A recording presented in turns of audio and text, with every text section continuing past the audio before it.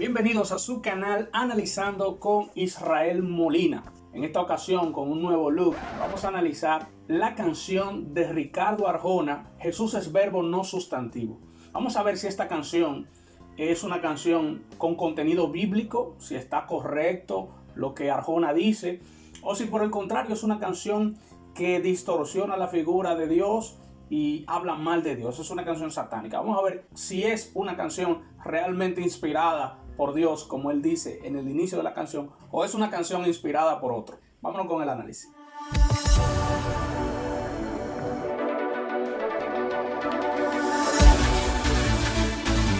Dice la primera parte: ayer Jesús afinó mi guitarra y agudizó mis sentidos, me inspiró. Papel y lápiz en mano y me negué a escribir, porque hablar o escribir de Jesús es redundar. Sería mejor actuar. Aquí no vamos a entrar en el detalle ahora mismo de si es verdad que Jesús le inspiró o no. Vamos a ir analizando la canción y luego vamos a determinar si pudo haber una inspiración divina en esta canción o simplemente fue una idea que se le ocurrió a Ricardo Arjona. Vamos a ir viendo el análisis de la canción. Aunque sí quisiera que prestáramos atención a esta parte, que esta parte cuando él dice que es inspirado por Jesús, es una parte hablada de la canción. Él no ha comenzado a cantar, sino que comienza hablando esa parte. Entonces, él dice una partecita en esa estrofa hablada que a mí me resulta interesante y creo que va a delimitar la línea conceptual de la canción. Es decir, esta parte va a dejar en claro de qué se trata la canción, a qué línea va a acogerse la canción. Es donde él dice: hablar o escribir sobre Jesús es redundar. Sería mejor actuar. Luego algo me dijo que la única forma de no redundar es si decimos la verdad. A Jesús le gusta que actuemos y no que hablemos. Yo aquí la modificaría un poco y me gustaría mejor que diga: a Jesús le gusta que actuemos y no solo que hablemos. ¿Por qué digo no solo que hablemos? Porque también debemos hablar, también debemos exponer el mensaje que se transmite a través de la persona de Jesús. Pero lo que Ricardo Arjona está resaltando aquí es el hacer y no solamente el escuchar. Es interesante que tomemos esa parte porque eso es lo que va a definir toda la línea de la canción. Miren cómo dice aquí: Jesús es más que 5 letras que forman un nombre. Jesús es verbo no sustantivo. Esa es la frase principal de la canción. Jesús es verbo no sustantivo. Y al final vamos a explicar a qué se refiere literalmente con esta frase. Tiene que ver muchísimo con toda la línea de la canción de actuar y no solo quedarse sentado escuchando o simplemente hablar. Cuando él dice que hablar de Jesús es como redundar, eso me llamó la atención porque es como cuando tú estás diciendo ya todo lo que nosotros pudiéramos hablar de Jesús está escrito en la palabra. Hablar de él sería redundar. Estoy tratando de buscarle el sentido que él quiso plasmar, porque lógicamente nosotros debemos hablar de él, pero el sentido que él quiere plasmar, de si nos limitamos solamente a hablar de la persona de Jesús, simplemente estamos redundando, porque ya la palabra de Dios dice todo lo que tenemos que saber sobre Jesús. ¿Qué es lo que nosotros necesitamos hacer? Según Ricardo Arjona, es actuar, hacer eso que Jesús hacía, para que de alguna manera no redundemos en lo mismo, sino que mostremos con nuestro comportamiento, con nuestros actos, lo que es Jesús.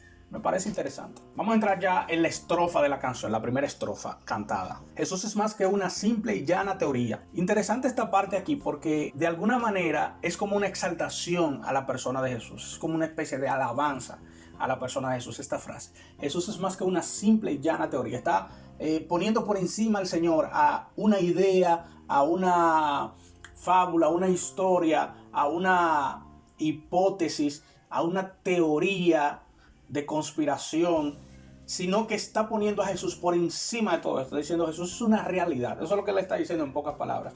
Jesús es una realidad. Me gustó esa parte porque es como una alabanza poética, pero es una alabanza a Dios que hace ahí Ricardo Arjona, una exaltación. ¿Qué haces, hermano, leyendo la Biblia todo el día? Esta parte parecería algo contradictorio porque se supone que nosotros debemos leer la Biblia lo más que podamos. Pero si unimos eso a la otra parte de la estrofa, toma mucho más sentido. Vamos a ver cómo dice la otra parte de la estrofa. Lo que ahí está escrito se resume en amor. Vamos, ve y practícalo. Ustedes ven cuando dice: ¿qué haces, hermano, leyendo la Biblia todo el día? Lo que ahí está escrito se resume en amor. Vamos, ve y practícalo. Él no le está diciendo que no tiene que leer la Biblia o que no lea la Biblia, sino que tú no puedes pasarte el día entero leyendo la palabra de Dios sin poner en práctica lo que ahí dice. Y él dice, ya lo que ahí dice, eso está resumido en amor, ve y practícalo. Aquí está haciendo claramente una alusión a esa conversación que Jesús tuvo con los fariseos cuando ellos le preguntan que cómo él resumiría toda la ley. Jesús le dice, amar a Dios sobre todas las cosas, con toda tu alma, con toda tu mente y con todas tus fuerzas, y a tu prójimo como a ti mismo. El común denominador en ese resumen de 2 mandamientos es el amor. Y por eso Arjona dice aquí, lo que ahí está escrito se resume en amor. Ve y practícalo. Interesante el enfoque que le da Ricardo Arjona a este pasaje y cómo de una manera poética lo enlaza con la crítica a esta persona que solo se pasa leyendo la Biblia, estudiando, se vuelve un erudito, sabe más Biblia que todo el mundo, pero no practica lo que ahí dice. Podríamos también usar otro pasaje ahí, en esa parte, que está en Santiago 1 del 22 al 27, donde dice que seamos hacedores de la palabra, no solamente oidores de la palabra. Es decir, no solamente la escuches o no solamente la leas, haciendo referencia a lo que dice esta canción, sino que hagas lo que dice la palabra. Y va muy consonante con lo que está diciendo Ricardo Arjona en esta parte. ¿Qué haces, hermano, leyendo la Biblia todo el día? Lo que ahí está se resume en amor. Vamos, ve y practícalo. Interesante el enfoque. Recuerden, no estamos diciendo que está mal leer la Biblia todo el tiempo que tú puedas. Lo que sí está mal es leer la Biblia todo el tiempo que puedas y no practicar nada de lo que ahí dice. Eso es el enfoque que él le está queriendo dar a esta parte, que cuando le escuchas primero parece como algo, ven acá, y porque él dice que no lea la Biblia, pero él no está diciendo que no lea la Biblia, sino no te pases todo el tiempo, todo el día leyendo la Biblia sin practicar lo que ahí dice. Yo creo que va en mucha consonancia con este pasaje de Santiago 1 del 22 al 27, donde habla de que practiquemos lo que dice la palabra, no solamente que nos volvamos escuchas de eso, sino que la pongamos en práctica. Entonces luego dice, Jesús, hermanos míos, es verbo, no sustantivo. Recuerden que vamos a explicar con más detalle esa frase al final, así que quédate en el video para que la puedas ver. Sigue diciendo, Jesús es más que un templo de lujo con tendencia barroca. Él sabe que total, al final, esto no es más que roca. En esta parte de la canción, él está haciendo una crítica, se puede decir directa o más directa, a las catedrales católicas, que son las que tienen esa tendencia barroca en su diseño.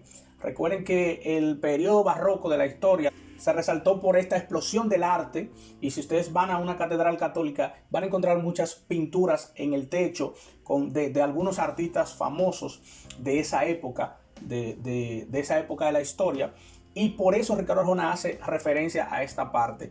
Jesús es más que un templo con tendencia barroca. Él sabe que al final o a la larga esto no es más que roca. Aquí también en esa crítica está haciendo referencia a otro pasaje de la escritura. O a Ricardo Arjona lo inspiró en verdad Dios, o se sabe muchos pasajes de la escritura. Vamos a ver cuál pasaje se aplica perfectamente a esta parte de la canción.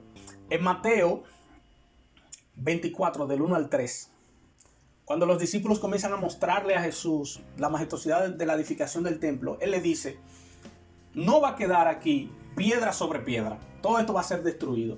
De alguna manera él estaba dando un mensaje que esa gran estructura del templo no era eterna, no iba a permanecer para siempre, iba a ser destruida. Eso simplemente era roca, piedra.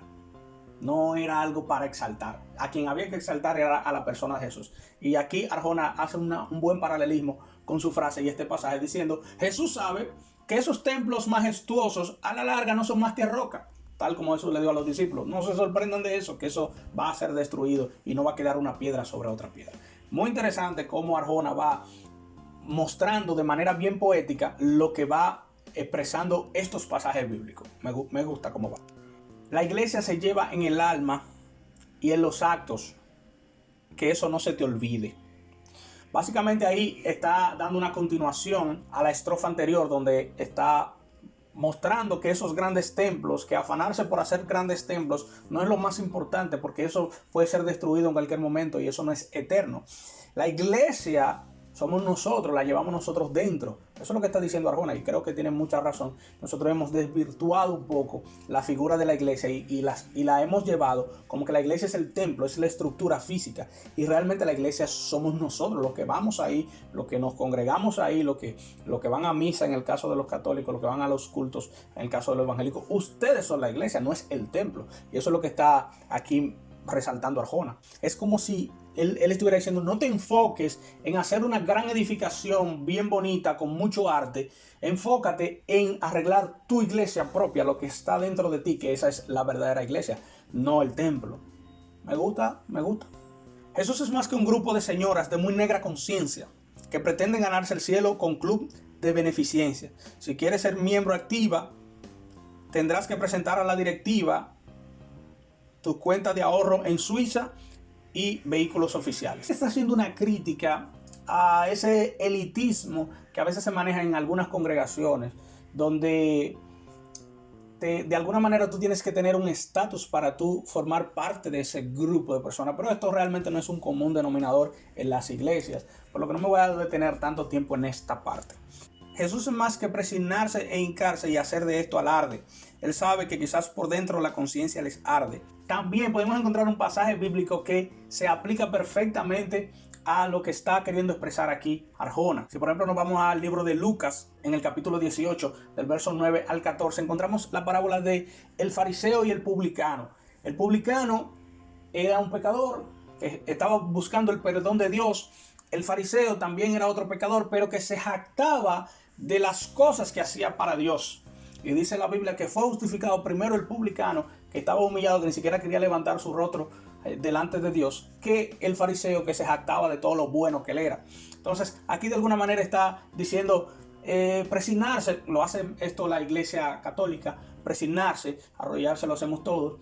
Le dice presignarse, arrodillarse y jactarse de eso, es decir, jactarse de ser virtuoso, de ser una persona de fe, sabiendo que por dentro la conciencia les arde. Es decir, no hay cosas buenas en su mente.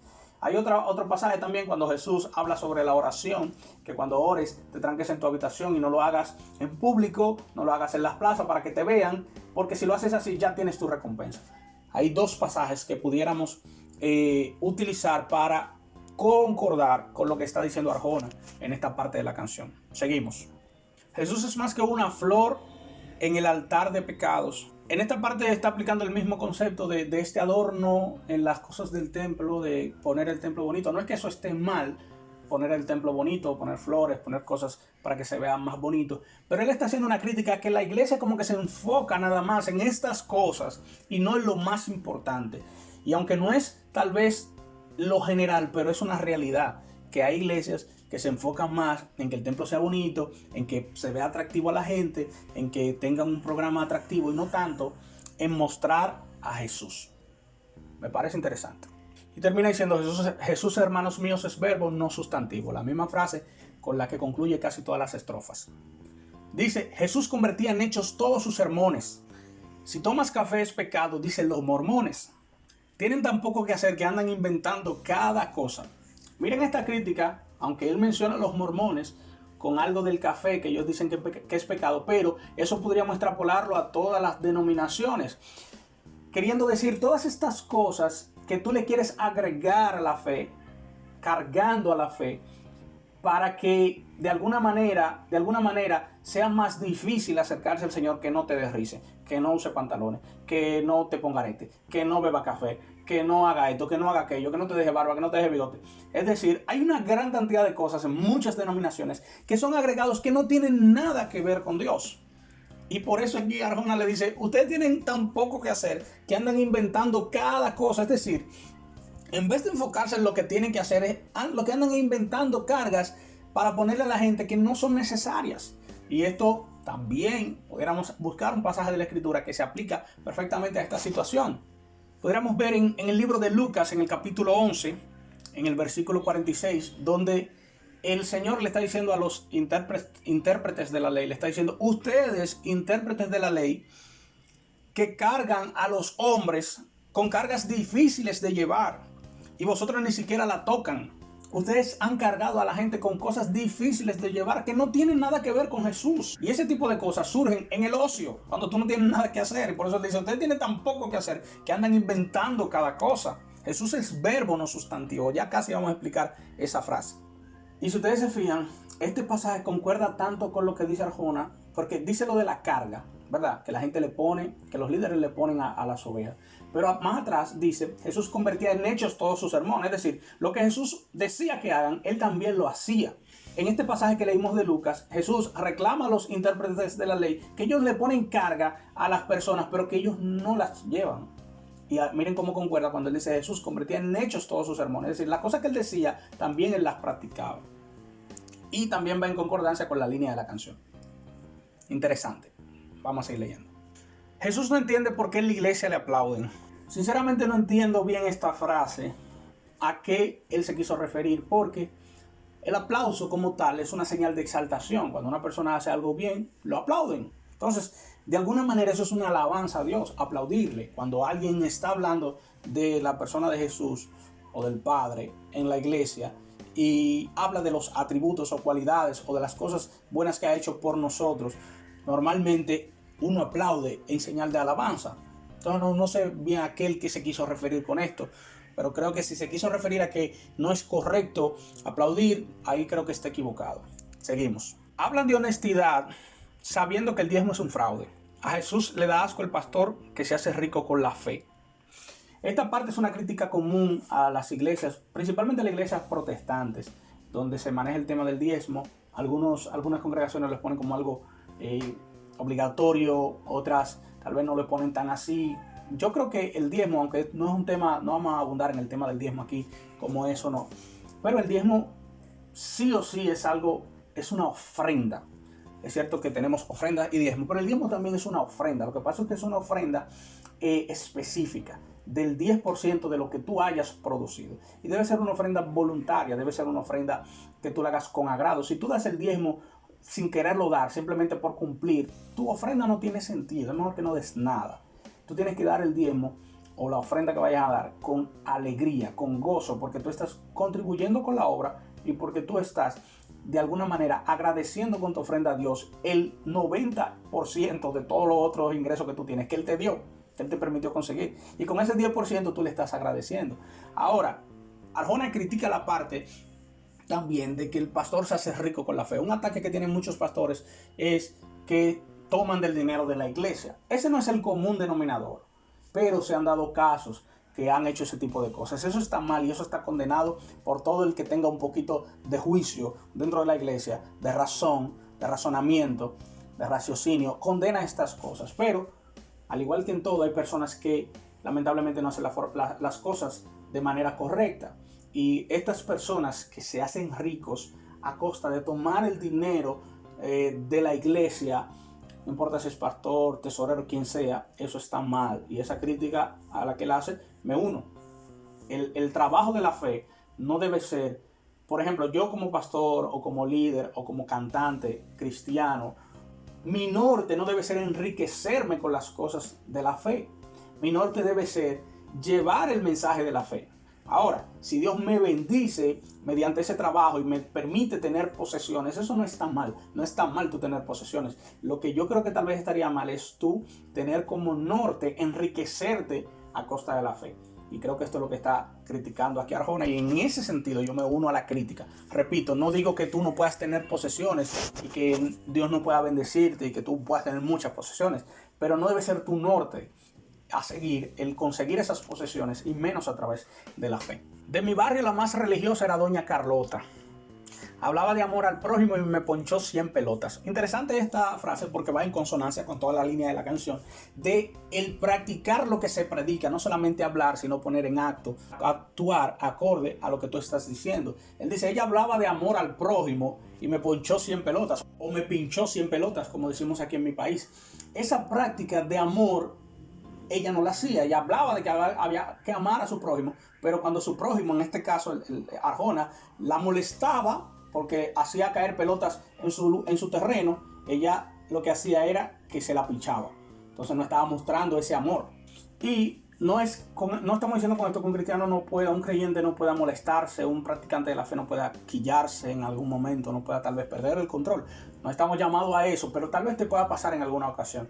Pero aquí él dice, me ponchó 100 pelotas, es decir, no fue una vez. Él puso el 100 como un número simbólico, pero él quiso decir que fueron muchas veces. Entonces, no puede ser en una práctica nosotros perder el control ante las malas acciones de los demás. Nosotros estamos llamados a actuar diferente a pesar de que los otros actúen mal. Sigue diciendo, de niño aprendí que la religión no es más que un método, con el título prohibido pensar que todo está escrito. Cuando tú escuchas la canción en esta parte no se entiende tanto porque creo que aquí él no utilizó una buena técnica para resaltar la pausa de la coma en esta frase. Y se entiende como que es una frase corrida. Pero lo que él está diciendo aquí se lee de la siguiente manera. De niño aprendí que la religión no es más que un método, con el título prohibido pensar ya todo está escrito. Esto es una realidad que pasa en muchas congregaciones cuando hay hermanos principalmente nuevos o tal vez no tan nuevos que tienen inquietudes sobre Dios, sobre la Biblia, sobre ciertos pasajes que ellos no le ven sentido. Se acercan al líder o al maestro, les ponen su inquietud y el maestro, en vez de tratar de aprovechar esas circunstancias para explicarle y mostrarle cómo puede ser esto, el maestro lo que hace es que rechaza, tilda y le dice no, eso no es así o deja de estar pensando en esa cosa. Es decir, la respuesta que le da le hace entender a esa persona que él no puede cuestionar, que él no puede pensar, que él no puede analizar, sino que él tiene que llevarse de lo que le enseñan y punto. Él no puede tener una opinión diferente y eso es algo negativo. Yo creo que los líderes debemos aprovechar cuando alguien se acerca con una inquietud o una duda, debemos aprovechar ese momento para orientarlo de la manera correcta y seguir motivando a que esa persona siga teniendo interés en analizar las cosas, en entender las cosas, que no sea simplemente un repetidor, sino que él pueda realmente entender lo que está leyendo para que lo viva de manera adecuada. Porque cuando tú eres simplemente un repetidor, te encuentras en circunstancias donde tú no sabes qué hacer, porque tú no entiendes, tú solamente repites. Y esa actitud de negar el derecho a la persona a pensar, cuestionar, analizar, decir, mira, yo no estoy de acuerdo con esto. No, espérate, eso es la Biblia. Tú no puedes decir que tú no estás de acuerdo con eso. No, espérate, vamos a analizar y vamos a tratar de orientar a esa persona para que entienda cuál es la forma en la que la Biblia dice eso y por qué es correcto. No, eso es correcto porque la Biblia lo dice y punto. No. Hay que explicarle por qué es correcto, por qué la Biblia lo enseña. Y yo creo que esa es la mejor forma y eso es lo que critica Arjona. La iglesia tiene un título, prohibido pensar. Y creo que ese mote debemos quitarlo de la iglesia porque no es nada saludable.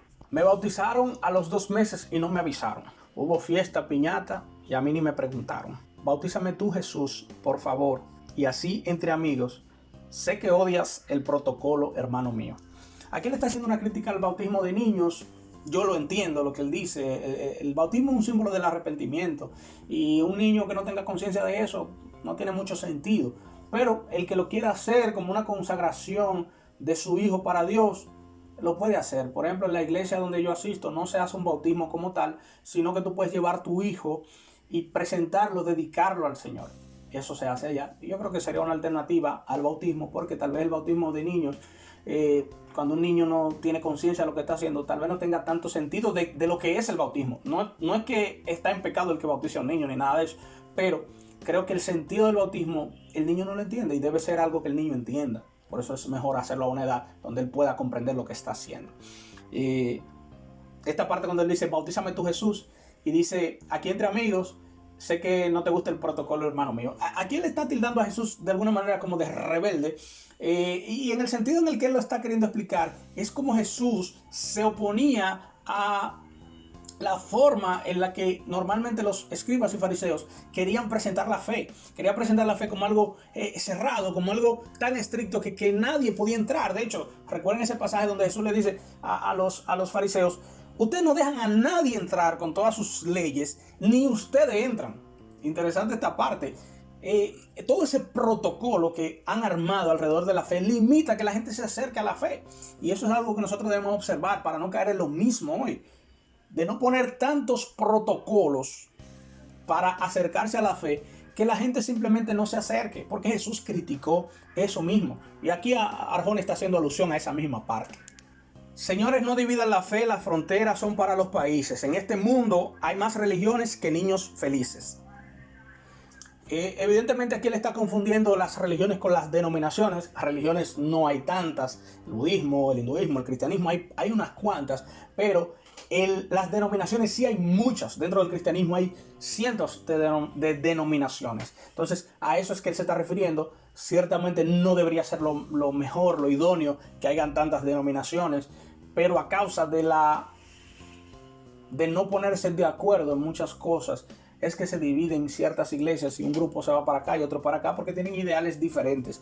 Y aunque eso no sería lo idóneo, eso hasta cierto punto es saludable. ¿Por qué? Porque somos diferentes todos y tal vez yo sea una persona un poco más reservado que aquel y no me guste tanto como aquel hace las cosas. Entonces aquel tiene una iglesia con ciertas características donde él puede ir y hacer uso de su fe en ese lugar, y yo que soy más ortodoxo, que me gusta más la cosa en calma, puedo ir a esta otra iglesia donde tienen esas características. Entonces yo creo que de alguna manera, a pesar de que no sería lo idóneo esta división de tantas denominaciones, de alguna manera sí funciona y causa un bienestar a la congregación. Jesús se pensó: me haré invisible para que todos mis hermanos dejen de hablar tanto de mí y se tiendan la mano. Esta parte tal vez es un poco contradictoria porque no creo que sea el sentido que Jesús quiso hacer al irse de manera física, de manera presencial de entre la iglesia y dejar su espíritu. Pero creo que voy entendiendo el sentido que le está dando. Él lo que quiere decir es que de alguna manera Jesús salió físicamente de entre nosotros, aunque en espíritu está con nosotros, para que nosotros desarrollemos esa obra que él enseñó. No para que no hablemos de él, como dice Arjona, porque como yo decía al principio, siempre debemos hablar de él, pero debemos entender que somos un cuerpo y este cuerpo está diseñado para hacer una obra en Dios.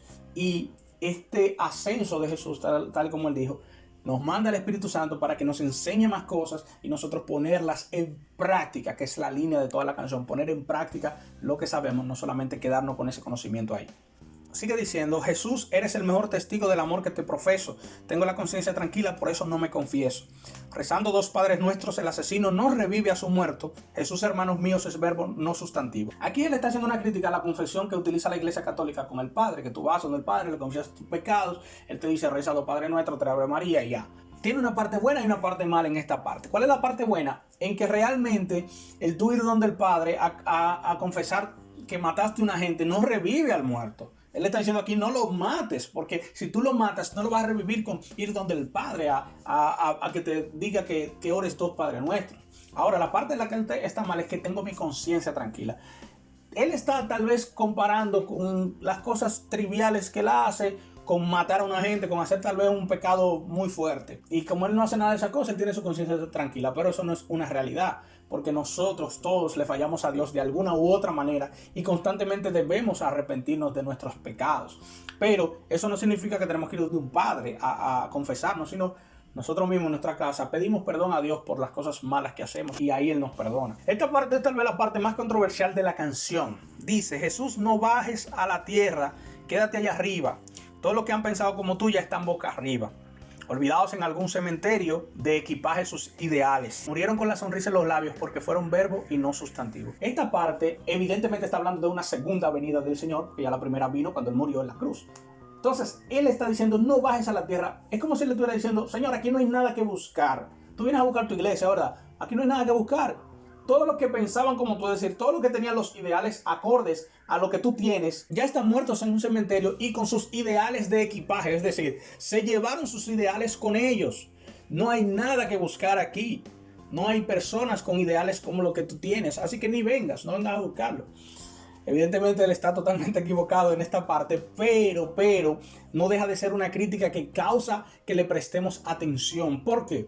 Porque él no es cristiano, él no es practicante de la fe, cree en Dios, tal vez la practica de una manera no muy continua, pero ¿qué es lo que me preocupa de esto? La visión, la percepción que tiene una persona que está afuera sobre los que están dentro. Él dice: ninguno de esos que están allá adentro tiene los ideales que tú tienes. Así que no tiene sentido que tú vengas a buscar tu iglesia, ni venga. Ya no hay, está muerto lo que tú venías a buscar.